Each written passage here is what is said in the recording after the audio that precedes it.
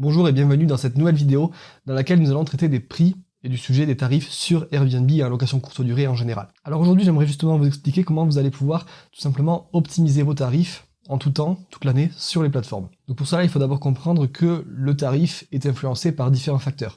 Moi en l'occurrence je note 3 facteurs qui influent sur vos tarifs tout au long de l'année. Ça va être tout d'abord le secteur. Évidemment vous n'allez pas louer au même tarif et vous n'allez pas avoir les mêmes revenus que vous louiez en centre-ville d'Annecy où il y a un fort attrait touristique, que si vous louez à Épinal par exemple, qui a certes des atouts, mais un attrait quand même moins touristique, on va se l'avouer, que Nice. Bon, alors évidemment, il y a le secteur, mais il y a aussi la saisonnalité. C'est-à-dire que même si vous êtes à Nice, vous n'allez pas avoir les mêmes revenus en août qu'au mois de novembre par exemple. D'ailleurs souvent le mois de novembre est le mois le plus creux de l'année. Alors ça dépend des événements, parfois dans certaines villes, certaines régions, il y a un événement qui attire beaucoup à une certaine période de l'année et qui fait qu'on peut se retrouver rapidement sur un pic de saisonnalité, alors que sur le reste de la France on est en général plutôt vers le bas. Donc c'est souvent en automne et en hiver qu'on est assez bas, et au contraire en été où on est plutôt très haut en termes de revenus. Donc vous allez avoir le secteur et la saisonnalité.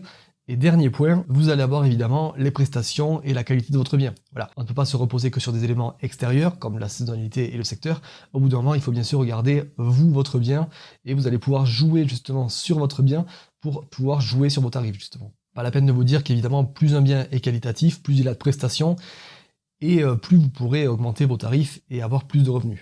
Bon, maintenant la question quand on commence notamment en location courte durée, c'est quel tarif je vais mettre et comment je vais faire pour établir ma base tarifaire, mon plan tarifaire. Et bien pour avoir une approche qui est assez complète, je vous propose de faire ça en 3 temps.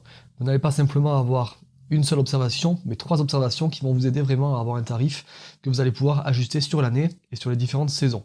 Donc tout d'abord, chose très simple que vous pouvez faire rapidement en faisant des recherches simplement sur internet, vous allez faire une étude de votre secteur. Je le répète dans beaucoup de vidéos, mais c'est quelque chose de vraiment important. Il ne faut pas brûler les étapes en location courte durée, comme on ne brûlerait pas les étapes en immobilier classique. Donc vraiment, faites une étude du secteur. Regardez, évidemment, si vous êtes proche d'une attraction touristique, par exemple, mais aussi si vous êtes proche d'un centre commercial ou si vous êtes proche d'un siège social d'une grande entreprise qui pourrait accueillir des collaborateurs, par exemple. Donc là aussi, c'est une source de revenus, la cible professionnelle. Et ensuite, vous allez regarder, évidemment, si vous êtes proche d'un centre-ville ou si vous êtes plutôt en race campagne ou proche d'une plage, des choses comme ça. Et là, à ce moment-là, vous allez pouvoir voir, en fonction de l'attractivité que va avoir votre secteur, eh bien, plus votre secteur va être attractif, plus votre tarif va pouvoir augmenter. Mais attention, là encore une fois, il va y avoir l'aspect saisonnalité qui va entrer en compte. C'est-à-dire que vous êtes peut-être à côté d'une plage. Et cet élément-là, il va avoir son importance, surtout en été. Vous comprenez bien que en été, on aime être à côté de la plage pour aller se baigner. Par contre, en hiver, quel est l'intérêt? Certes, on va avoir une belle vue, mais on va peut-être avoir moins d'attente à être à côté de la plage qu'en centre-ville pour l'architecture ou d'autres aspects, je ne sais pas, de la ville. Donc là aussi, dites-vous bien que si vous êtes à côté de la plage, vous allez pouvoir gonfler vos tarifs en été, et à l'inverse, vous allez pouvoir plutôt repartir sur votre tarif de base ou aller sur un tarif diminué sur l'hiver et l'automne. Donc ça, c'est des choses à noter. Vous notez bien votre période de saisonnalité, vous notez votre secteur, vous attribuez par exemple une note sur 10 à votre secteur pour vous dire, ok, bah là je suis très bon, je vais pouvoir augmenter mes tarifs grâce à mon secteur, donc je suis à 8, 9 sur 10, voire 10 sur 10. La saisonnalité, vous dites, ok, bah, tel mois je le mets en vert parce que c'est un très bon mois, et tel mois je le mets en rouge parce que ça va être au contraire la basse saison. Et justement, ce que je vous propose maintenant, c'est qu'on aille directement sur Airbnb en tant que simple voyageur. Donc si vous n'avez pas d'annonce Airbnb, c'est pas un souci. On va y aller en tant que touriste, et je vais vous montrer comment vous allez pouvoir justement appliquer vos tarifs et appliquer des fourchettes qui vont être valables sur toute l'année. Ok, donc voilà, on est sur Airbnb. Je vais vous montrer comment faire pour justement avoir une idée de vos tarifs et pouvoir appliquer vos premiers tarifs sur votre annonce. Donc vous allez d'abord rechercher votre destination. Admettons qu'on est à Nice par exemple. Voilà, Nice, France. Vous allez commencer par choisir une période, donc potentiellement la période la plus proche à laquelle vous allez louer, sans être non plus trop proche, c'est-à-dire ne mettez pas une date dans la semaine, car beaucoup d'annonces vont être déjà réservées sur lesquelles on va chercher. Donc allez plutôt sur peut-être 3 semaines, 1 mois à l'avance au minimum. Donc je vais mettre au 25 avril, et je vais mettre pour 2 jours. Pour 2 adultes. Alors là, vous allez mettre, très important, vous allez mettre votre typologie de bien, bien sûr. Donc si vous avez un T4, vous allez mettre le nombre de couchages qui convient, vous voyez.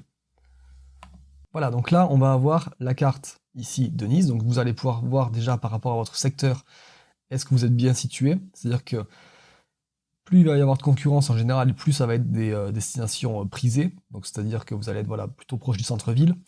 En revanche, bien sûr, vous allez avoir plus de concurrence, donc vous allez devoir jouer sur la plus-value de votre bien, et peut-être sur le tarif si vous n'avez pas une plus-value à proposer par rapport aux autres concurrents. Une fois que vous avez fait ça, vous allez dans prix. Alors avant d'aller dans prix, vous pouvez bien vérifier que vous prenez le logement entier. Hop. Et après, n'allez pas trop dans les filtres parce qu'on veut quand même garder une idée assez générale. Mais voilà, ce que je voulais vous montrer, le petit hack, vous allez dans prix et vous voyez ici directement parmi votre sélection, donc pour 2 voyageurs ici, donc potentiellement un studio ou un T2, vous allez pouvoir voir la fourchette de prix qui est appliquée. Donc ici, on va voir que le plus gros des prix se trouve entre 90 € la nuit et 153 €. Vous voyez que déjà, ça vous donne une fourchette. Vous allez pouvoir aller regarder les annonces et voir si elles ont de la valeur. Donc en général, dans les premières annonces, vous allez avoir ce qu'il y a de meilleur. Et voilà, vous pouvez aller voir sur la carte, vous avez voilà, des choses comme ceci.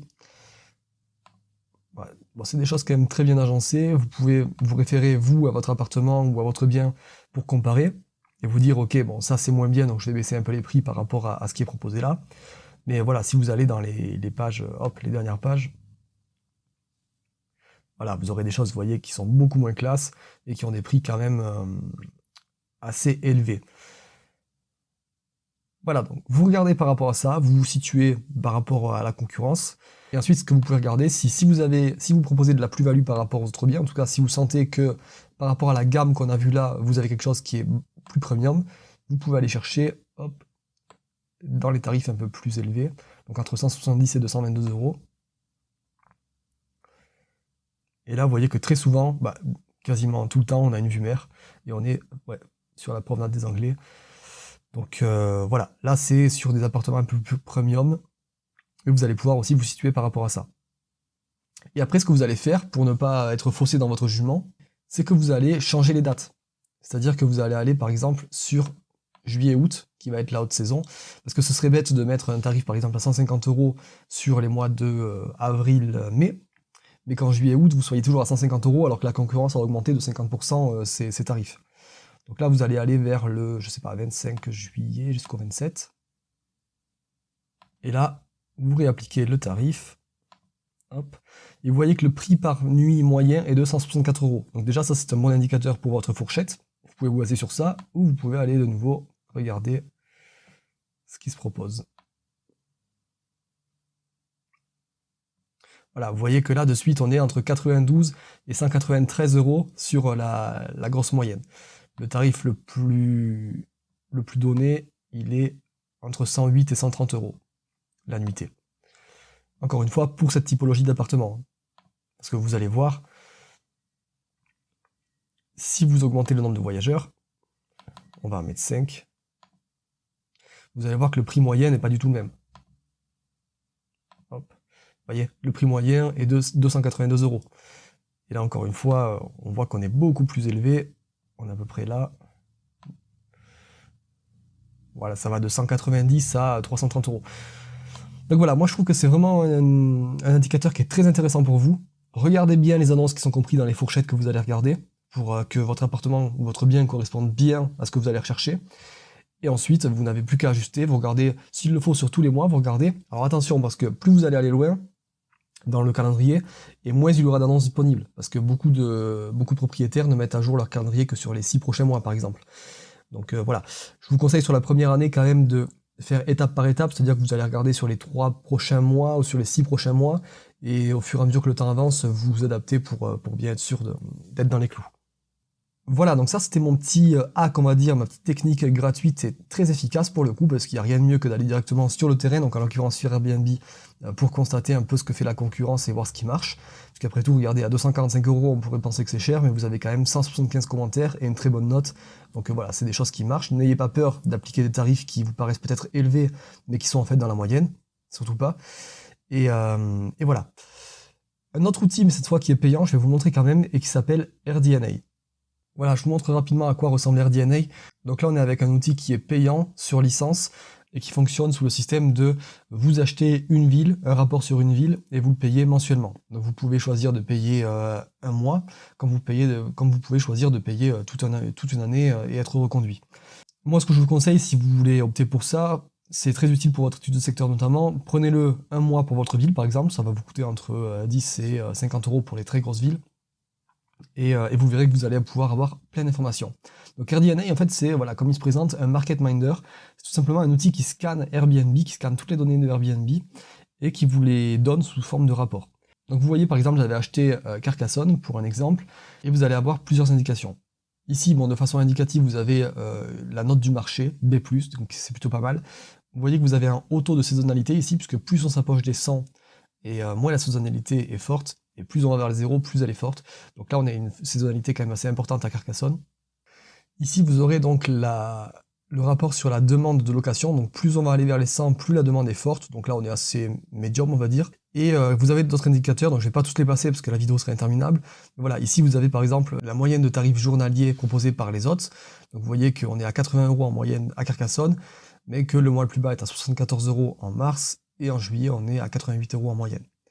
Ici, vous avez donc le revenu médian, 914 € donc lissé sur l'année. Vous voyez qu'en août, on est plutôt vers les 1690 € en médian et 574 € en janvier. Donc ça, c'est les revenus pour les autres, bien sûr.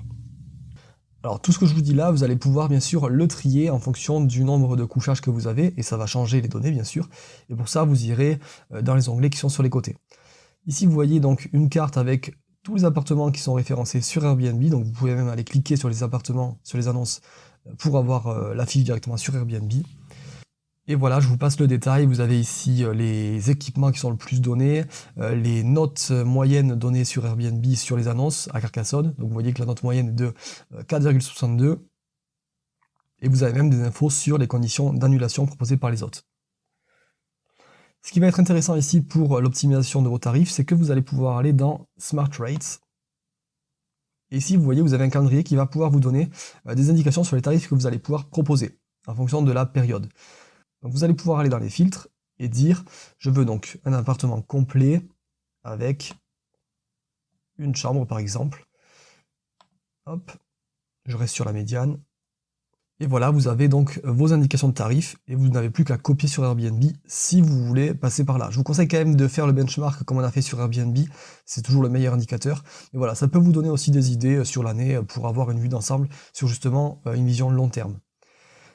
Vous pouvez faire ça, et ce qui est intéressant avec ça, c'est que vous pouvez aussi entrer directement votre annonce Airbnb et ça va l'analyser pour vous proposer des tarifs totalement personnalisés. Donc ça, c'est très intéressant et je vous conseille de le faire si vous prenez en tout cas l'outil. Voilà, je ne vais pas aller plus loin dans cette vidéo parce que ça pourrait être très très long de présenter RDNA. C'est un outil d'ailleurs que je présente de manière complète dans ma formation Ultimate LCD à mes élèves. Donc je vous mettrai un lien dans la description si jamais ça peut vous intéresser. Un dernier mot quand même sur Airbnb, sur la tarification intelligente. Vous pourriez être tenté en commençant par la tarification intelligente. Sachez qu'en général, l'objectif d'Airbnb, c'est évidemment de vous faire louer le plus possible pour que vous continuez justement à rester sur Airbnb. Et de ce fait, Airbnb a tendance à pousser les prix vers le bas. Donc ça peut être un peu dérangeant pour vous, surtout si vous êtes assez tendu sur votre niveau de rentabilité. Donc je vous conseille plutôt de faire la technique que je vous ai montrée là, et vous verrez qu'en ajoutant de la valeur à votre appartement notamment, vous n'aurez pas de mal à louer. Voilà, donc c'était mes 2 astuces. N'hésitez pas à passer à l'action, c'est le plus important pour optimiser vos tarifs, et je vous souhaite plein de succès dans votre location. À très vite.